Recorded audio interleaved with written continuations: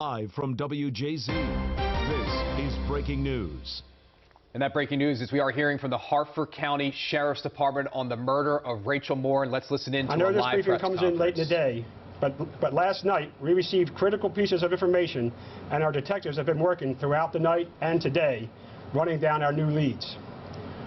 Once the new evidence came to light, Sheriff Gaylor was adamant that we needed to inform our community as soon as possible, and that's why we're here tonight. As you know, since Saturday, August 5th, 12 days ago, the Harford County Sheriff's Office has been working around the clock to get justice for Rachel Morin and hopefully bring peace to her family. Since that first day, over 300 community tips have flooded our inboxes and emails. Her death has grabbed local, state, national, and international headlines, everyone with the same goal: find the killer and bring justice to Rachel. DNA evidence is part of nearly every modern-day investigation, and in Rachel's case, DNA evidence was collected by our Forensic Services Unit. That DNA was analyzed by the Maryland State Police, and it was ran through the National CODIS system. This DNA evidence has come back as a match, tied to a home invasion and an assault of a young girl in Los Angeles this past March. Unfortunately, that suspect has not been positively identified, but he did leave behind his DNA. Based on the DNA evidence, we consider the individual in the video we obtained from the Los Angeles Police Department and that we are about to show you on our TV screens to be the person that murdered Rachel Morin on August 5th. So we're now going to show the video. And just so everyone's aware, this video, after this press conference, this video will be posted on our social media.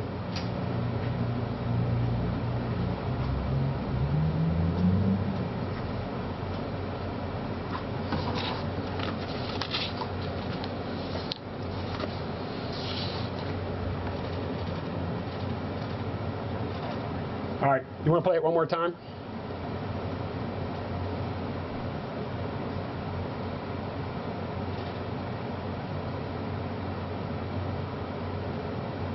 Okay. When you're ready, we're going to post it on our social media. Based on our analysis of this video and witness observations, we believe the suspect to be approximately 5'9", 160 pounds, and of Hispanic descent. If you have any information about this suspect, we are asking you to please call our detectives at our tip line. And the tip line number is 410-836-7788. And we've also established a dedicated tip email address, and that email address is rmtips@harfordsheriff.org. Again, that's RM as in Rachel Morin, tips @harfordsheriff.org. We want to make it clear that we believe the suspect acted alone, and he doesn't represent the entire Hispanic community of Harford County, who we are now partnering with to identify this suspect. I know I can speak for the sheriff when I say we are immensely proud of this community. Our community will not be defined by this tragedy. Our community is one that will work together to get the job done and bring this suspect to justice. In the meantime, in the light of this new evidence, I urge our citizens to use caution while walking on our trails and throughout our community. Be alert, walk with a friend, don't allow yourself to be distracted by your cell phone or headphones. And finally, if you see something that makes you feel uncomfortable or that you think is suspicious, act on those instincts and call 911. And lastly, we will continue our increased presence on the Mom Pod Trail. And now I'll open it up to questions. Colonel, do you have any other details on what happened in Los Angeles, exactly where, or you know, anything about what this person did there? So when it comes to the details about Los Angeles, that's the information that the Los Angeles Police Department has, and we're just going to refer people to the Los Angeles Police Department to get those details. The only thing I can tell you is an attack on a young girl. Any word about a possible motive? Like, was Rachel missing any money or anything like that? So we are not going to talk about the crime scene at this time because, as I've said in previous interviews, we don't want to talk about the crime scene or what happened at the crime scene because once we catch this person, we want to make sure we got the right person, and the only people that know what happened at that crime scene when we catch the person is us and that suspect. So we're not giving any details about that. Oh, I'm sorry. No, you're fine. Again, how did you come across, what led you to this particular suspect, this person? So we collected DNA from our crime scene.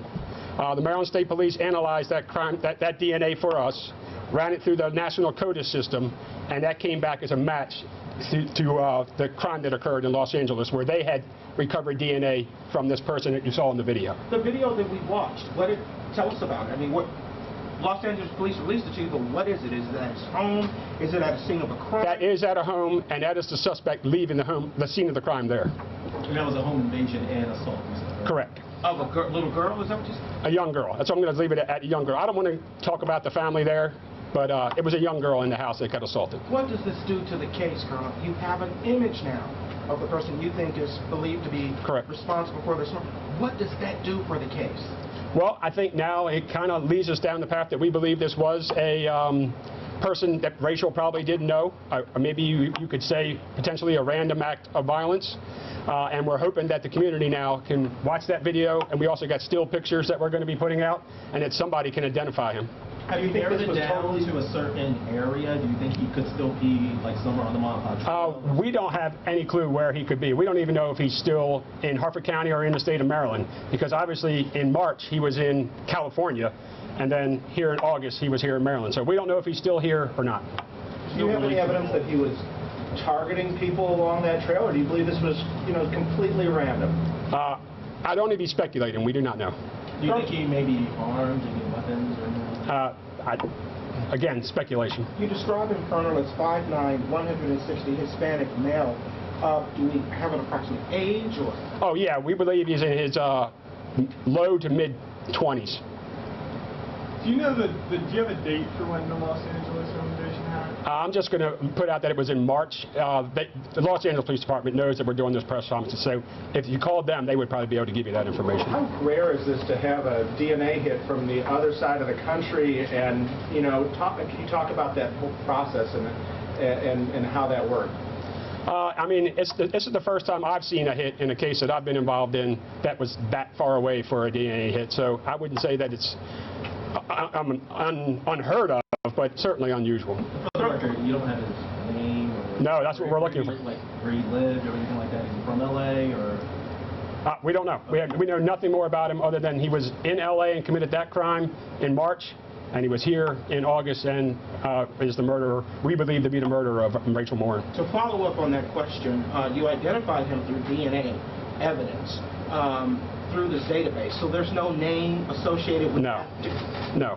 There's no name associated because it's just evidence from a crime that was submitted, and his DNA, like being arrested and getting DNA, none of that is in the system. However, we are working with, we have called the FBI, and we are working with some of their DNA experts in their crime lab that try to help us further analyze this DNA. Without compromising the investigation, can you tell us, Rachel was found.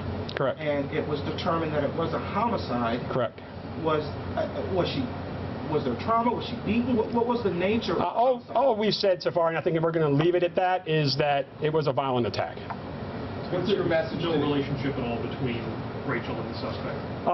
Well, again, we just got this information last night. Not that we have been able to determine yet that we don't know of any relationship or that they were known to each other before this incident. So I can't really say, but right now, no. Obviously, this is it already has the community on the edge. Right? Absolutely. Somebody out here who just murdered someone. What's your message to the community? Obviously, people are scared, out here. Yeah, we want our community to be vigilant. Obviously, the Montauk Trail has been opened since the day after Rachel was discovered. We have a very large amount of deployment on the Montauk Trail. We are going to continue that deployment until either this person is caught or we believe he's not in the area anymore. But our plan is to be vigilant for our community. Our community has been just tremendous with the support they give us and trying to figure out what's going on and calling in tips. And we're hoping that maybe even people from LA will see this interview and see that this person committed that crime there, and maybe somebody knows him. We believe and we hope that somebody who actually knows this suspect that's in the video will be able to identify him for us. Forgive me if you said this. Are you revealing where the DNA was found? No. Was it under fingernails? No, we're not going to reveal that. That video was from Los Angeles? That video is from the assault? Yep, that was the suspect leaving the assault that occurred in March in Los Angeles. Doorbell cam, right? I mean, Home security cam. yes. All right. Any other questions? All right. Well, thank you very much. Thank you, Colonel. All right. Let's do it.